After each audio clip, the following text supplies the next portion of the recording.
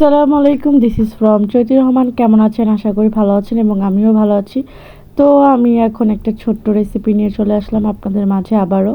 তো ভিডিওটা অবশ্যই দেখবেন সবাই শেষ পর্যন্ত। তো আমি আলুগুলো সিদ্ধ করে তারপরে আলুগুলো মেশ করে নিচ্ছি সুন্দরভাবে। তো মেশ করে তার মধ্যে আমি এখন এক এক মেশ করে নিচ্ছি। মেশ করে এক সাইডে রেখে আমি তার মধ্যে এক এক করে কাঁচামরিচ দিয়ে দিলাম। তার মধ্যে আমি পেঁয়াজ কুচি দিয়ে দেব। পেঁয়াজ কুচি দেওয়ার পরে তার মধ্যে আমি ধনিয়া পাতা দিয়ে সুন্দরভাবে এখন বেরেস্তা ভাজাগুলো দিয়ে দেব।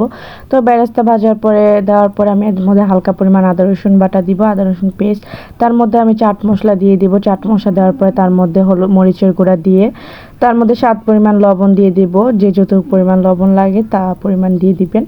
তো আমি লবণ দিয়ে তার মধ্যে আমি এখন ডিম দিয়ে দেব। যে যতটা ডিম দিয়ে আমি একটা পরিমাণ ডিম দিয়ে স্লাইস করে নিচ্ছি সুন্দরভাবে। তো স্লাইস করে নিচ্ছি। তার মধ্যে আমি একটা কথা বলে অবশ্যই একটা লাইক করে দিবেন। তো আপনাদের জন্য আমি রেসিপিটা নতুন নিয়ে আসছি, আলু ডিম চপ।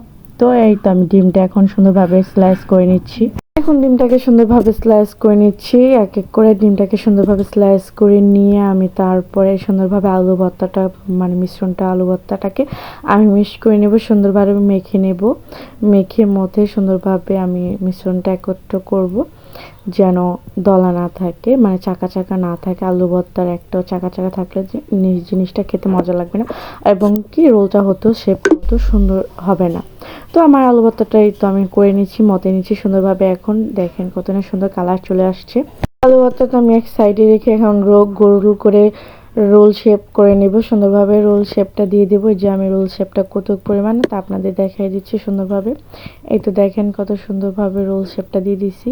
এত মোটা হলে জিনিসটা দেখতে সুন্দর লাগবে না, তার জন্য মিডিয়াম সাইজ, খুব ছোট সাইজের এটা হবে। দেখেন কতটা সুন্দর চলে আসছে শেপটা। তো আমি এক এক করে বানিয়ে নিচ্ছি। তো আপনাদের দেখাই দিচ্ছি কিভাবে আপনারা শেপটা দিয়ে দিবেন। দেখেন কতটা সুন্দরভাবে।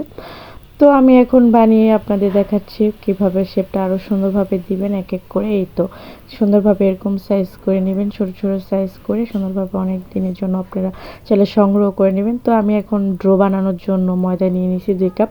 স্বাদ পরিমাণ লবণ দিয়ে দিচ্ছি। তার মধ্যে আমি এখন যে যতটুকু পরিমাণ লবণ দিয়ে কালিজিরা দিয়ে দিচ্ছি। কালিজিরা দিয়ে তার মধ্যে আমি এখন তেল দিয়ে দেব।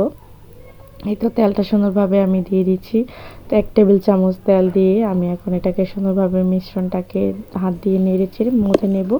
তো মথে নেওয়ার সাথে সাথে আমি তারপরে হালকা কুসুম গরম পানি নিয়ে নিচ্ছি। তো এই ডোটা মাখানোর জন্য সুন্দরভাবে কুসুম পানি হালকা হালকা একটু একটু অল্প অল্প করে আমি ঢেলে সুন্দরভাবে ডোটা মিশ্রণটা মেখে নিচ্ছি।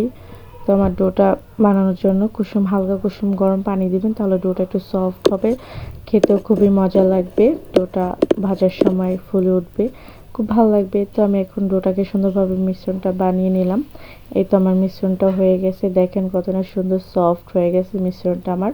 তো মিশ্রণটা হয়ে যাওয়ার পর আমি 2টা ভাগে ভাগ করে নিচ্ছি। আমি এখন এটাকে 2 ভাগ করে নিয়ে তো আমি এখন বেলুন ফ্রির মধ্যে আমি এটাকে মথে নিচ্ছি সুন্দরভাবে। মধ্যে আমি এটাকে আমি সুন্দর গোল শেপ করে তার মধ্যে হালকা পরিমাণ ময়দা নিয়ে আমি রুটিটাকে বেলে নিচ্ছি। রুটিটা বেশি পরিমাণ মোটাও হবে না, যেমন রুটি খাই তার মধ্যে পাতলাও হবে না।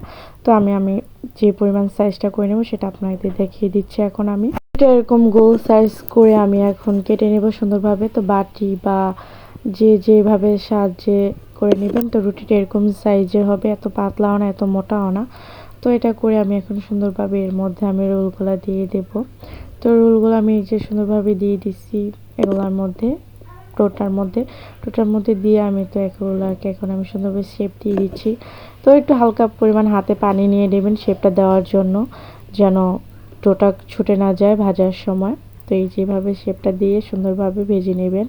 এর জন্য একটা প্লেটে উঠাই নিয়েছি। আর চাইলে আপনারা, আমি বাকিগুলো সংগ্রহ করে রেখে দিয়েছি ফ্রিজে, তো আপনারা চাইলেও বাসায় রাখতে পারেন। তারপর আমি তেলটা আগে থাকতে গরম করতে দিয়েছি। তো এক এক করে সুন্দরভাবে আমি ডিম চপটা আমি দিয়ে দিয়েছি ভাজার জন্য। তো এক এক করে আস্তে আস্তে উল্টিয়ে পুল্টিয়ে আমরা ভেজে নেব। এটাকে ব্রাউনি কালার শেপ নিয়ে চলে আসব। তো আমি এটাকে উল্টিয়ে দিচ্ছি সুন্দরভাবে যেন ভাজাটা হয়। তো এই তো আমার ব্রাউনি কালার হয়ে গেছে। আমি এটাকে এখন আমি সুন্দরভাবে নামিয়ে নেব। এটাকে ভাজাতে দেখেন কতই না সুন্দর চলে আসছে দেখেন। তো আমি একটা সাইডে তেল ঝরানোর জন্য রেখে দিয়েছি, তো আমি নিয়ে এখন পরিবেশন করে নিয়েছি। তো এটাকে খেতে দেখেন কতটা স্পতি, কতটা খুব মজার ছিল। তো রাইসামণি খাচ্ছিল, দেখেন কালারটা কত না সুন্দর আসছে ভেতরের পোরটা। তো আপনাদের আমি দেখিয়ে দিই ভেতরের পোরটা কীরকম সুন্দর স্মুথি। তো বাসায় অবশ্যই ট্রাই করবেন এটা। দেখেন ভেতরটা কতই না সুন্দর ছিল। তো রোজার মাসে এটা খুব সহজে তাড়াতাড়ি যত জলদি বানিয়ে ফেলতে পারবেন এটা। তো ভিডিওটা এই পর্যন্ত ছিল। আল্লাহ হাফেজ, খোদা হাফেজ, টাটা, বাই বাই।